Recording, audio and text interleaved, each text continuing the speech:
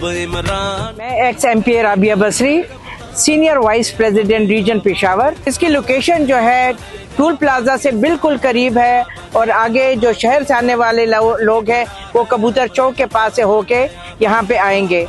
आज हम आपको दावत देते हैं कि 27 को हमारे खान ने बुलाया है हमें, और हम उम्मीद करते हैं पूरे पाकिस्तान से इंशाअल्लाह ताला तमाम जो हमारे अवाम हैं, हमारे जितने वर्कर्स हैं, ख़वातीन हैं, बड़े हैं, छोटे, तमाम आके यहाँ पे हमें ज्वाइन करेंगे और इस जलसे को इंशाअल्लाह ताला एक यादगार जलसा बनाएंगे। तो आए हमारे साथ इस जलसे में शामिल हो और इस जलसे को बहुत ज़्यादा कामयाब बनाएं।